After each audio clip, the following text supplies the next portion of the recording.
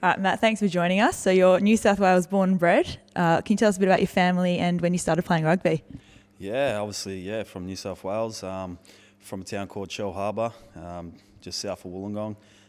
Started playing rugby league when I was 4, so started really early. I've got 2 daughters now, which they're both pretty young, 5 and 3, so hands full now as a dad, and obviously retired 2 years ago and been out of the game, and now I'm a one community ambassador for the NRL, and I get to come to places like this. Beautiful place, Adelaide. First time I've been here, so I'm pretty stoked.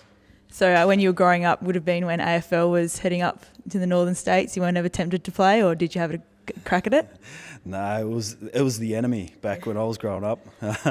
It's changed a bit now. I like the Swans. I go for the Swannies, but when I was growing up, they were the enemy. So it's taken me 15 years to to become a fan. So you started playing when you were 5. At what age did you start thinking you might be able to make a career out of rugby? Probably when I was around, I'd say 12 or 13. It was always my dream as a kid to play first grade football. So, when I was that age, I sort of committed and started making representative teams, and then it just kept going. And then eventually I made my debut when I was 19 and for the Dragons, and it was just always in my head that I was going to be an NRL player. So, it was a dream of mine, and I achieved it. So did you have to make a lot of sacrifices when you were in your late teenage years that would help you get to that goal? Yeah, a lot. I grew up in a bit of a rough neighbourhood, so I had a lot of mates who used to do a lot of partying and skipping school and all that sort of stuff. So yeah, it was a big sacrifice for me, but at the end of the day, that's what I wanted to do, and looking back, I made the right decision. So I had a great career, 14 years in first grade, so a lot of commitment, a lot of dedication has got me to where I am now. So you've basically done everything you can in rugby league, state of origin, and played for Australia. Yep. Can you pinpoint a moment that you're most proudest of in your career? Oh yeah, there's a couple. Probably the first one would be 2010 grand final, winning the premiership with the Dragons. We're a team that were labelled chokers for a lot of the years there. From 2005 all the way up to 2009. So there was a lot of pressure on us. As the Dragons, they hadn't won a competition in 35 years. So it was a long time, and there was a lot of pressure going into that year. We were favourites. And to win that grand final was very relieving, and it was probably one of the best days of my life. So that'd have to be by far the best memory of playing rugby league. Yeah, and in your retirement, I guess the first thing you jumped straight into was Dancing with the Stars. Yeah. Can you tell us maybe a couple of things about that, maybe your favourite dance and how that took its toll on you? I was just talking to Joe Galuvao about that before. Look, it was a big change for me. I was out of my comfort zone. It was a big challenge. It was a lot of hard work. Obviously never danced ballroom style dance in my life, so that was a challenge in itself. But there was a special moment for me. It was the second dance I did. It was for my 2 little girls. It was to the song from the movie Frozen. So my 2 little girls came down to Melbourne and watched me perform that dance, and I got pretty good scores, so I was pretty happy with that. The girls loved it, so that's why I did it, to one day hopefully the girls remember it, and they were proud of their dad. And finally, you're now an NRL One Community Ambassador. Yep. What do you do with that role? Yeah, we do a lot of things. Obviously, we do a lot of going around to a lot of schools and delivering programs. Last year we did the anti-bullying campaign, which was great. The kids really enjoyed that and got a lot out of that. So, and then obviously coming over here and being part of the All Stars competition. So, there's a lot of different things we get up to, but the big picture is to grow the game and get out to the communities that don't see a lot of NRL players and can't make it to matches. So. It's been great. I've been doing it for 2 years now, so hopefully I can continue doing that. Thank you very much. Cheers.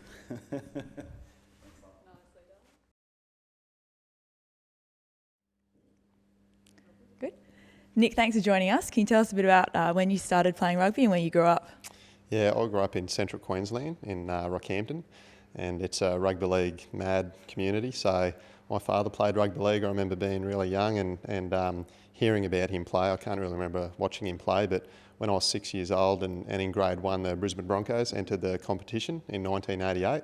And that was just a massive thing because they were the first Queensland team to enter the National League comp. And obviously coming from Queensland and loving my rugby league, I was a Broncos fan right from day one.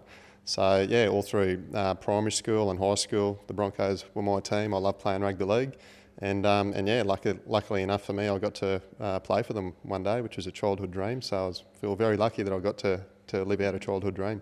Did you give many other sports a go, or was rugby your main focus? Yeah, I played a lot of tennis when I was younger. Up until I was about 16, I played cricket as well through high school, and I was probably actually a little bit better at tennis than I was at football, but I like playing football more, and my parents are probably a bit keener on me pursuing tennis because I didn't get injured as much, obviously, but my heart was with rugby league, and you know, that's what I ended up doing, which I have no regrets for at all. It was fantastic and feel very grateful that I got to have a 9-year career playing it. So can you pinpoint a moment that was the highlight of your career?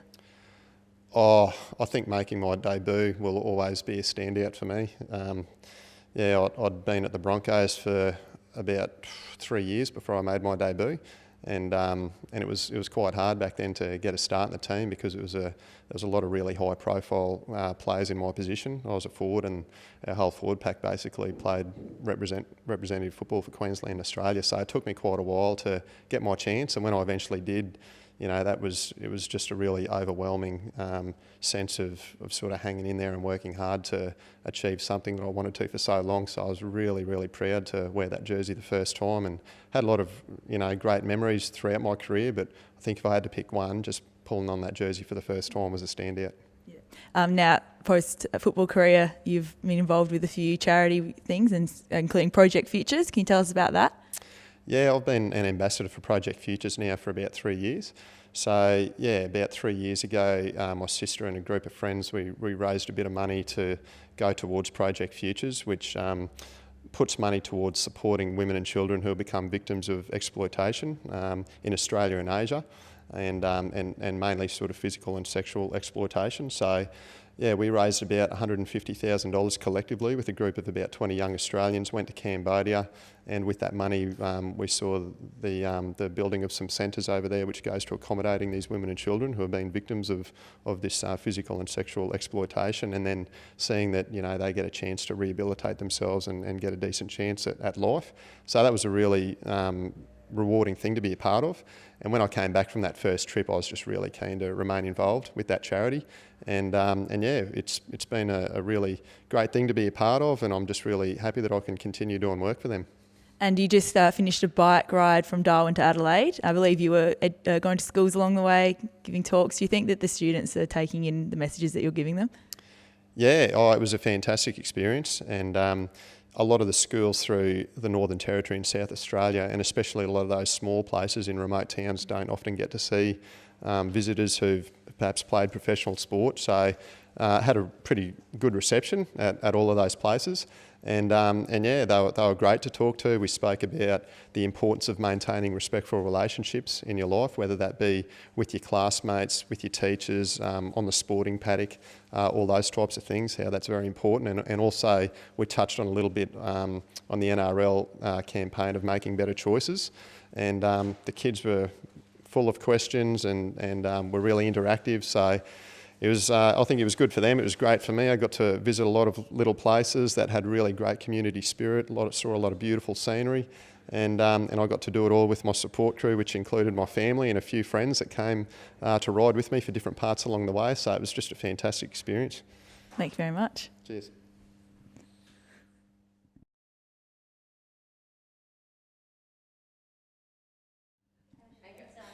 Joe, thanks for joining us. You were born in New Zealand, but you have a few different cultures in your background. Can you tell us a bit about your heritage? Yeah, I was born in New Zealand, but my heritage is Samoan. So my parents were born in Samoa, migrated to New Zealand, and the rest is history. So how long have you been playing rugby for from an early age? Yeah, I started actually coming from New Zealand. Rugby's probably the main game there, and I kind of grew up playing rugby initially. And then around the age of 13, 14, I took up rugby league, and haven't looked back. Yeah. What age were you when you thought that you might be able to make a career out of this? I guess when I was around 16, 17, and I started making rep sides, and especially at that time, that's when the Warriors started in Auckland, and I guess they obviously gave a lot of opportunity for rugby league players to to aspire to have that as a career, and it's definitely for me, and having that attraction of playing in the NRL one day, definitely kind of gave me that passion and drive to pursue that career. And to make that goal, did you have to make a lot of sacrifices, especially in your teenage years? Yeah, definitely, and to be successful, you got to definitely have to sacrifice a lot, and especially as a young teenager, I kind of couldn't go out and do a lot of things that my friends are doing, having fun and that, which I'm kind of thankful for. Taught me to be disciplined, and learnt a lot of things that what successful people have to do to succeed in their in their respective sports or careers. So yeah, definitely an advantage for me. So you've played for 2 countries, you've had 2 premierships. Can you pinpoint your highlight of your career? Definitely the I think for any rugby league player to win an NRL competition is definitely the pinnacle for an NRL player, and so for me to do it twice, it was very, very fortunate, and I know what it is to lose one. I lost one in 2009, so I guess makes it a lot of players go their whole careers not playing in finals and especially a grand final. So for me to play in 3 and to come away with 2 is definitely a highlight. And like you alluded to as well, to play for my country, New Zealand, but also my country of heritage, Samoa. And I think that was something special because obviously my parents being born there, and it's just something special for them to see me wear the Tō Samoa jersey. So rugby, obviously, a massive part of your life. Is that one of the reasons you wanted to stay involved with the NRL 1 community program? Yeah, definitely, and I think for a lot of us players that played a long time in the game, and the game's been great to us, and it's given us a lot of joy, and made a lot of friendships along the way, and it's through those experiences as well that we like to give back, and I was very fortunate that when I finished up that the 1 community team gave me a job, and it's something that I'm passionate about as well, working within our school programs and a lot of our educational workshops that we do, and especially our mental health one. That's been a pretty big one for us to be engaged with over the last 12 months. So yeah, definitely very satisfying, and something again for me to look back and see how great the game's been to me, and for me to give back. And you've been down to this carnival before. Do you think it's a really good way for different cultures to come together in sport? Yeah, definitely. And I work in a space where we use the game and sport in particular as a way to bring people together, and especially communities together. And rugby league is a great vehicle to do that. And being part of this carnival, and I was here last year, like you said, and there's great potential for, I guess, not only in a participation, way for people to engage in rugby league, but also a way to, bring different communities together. And we've got the All Stars, and obviously Indigenous and New Zealand All Stars teams. So it's a great way to celebrate cultural diversity in Australia, and all those social measures about inclusion, and it's definitely a good thing for I guess the NRL, but I guess Australia in general. Thank you very much. Cool.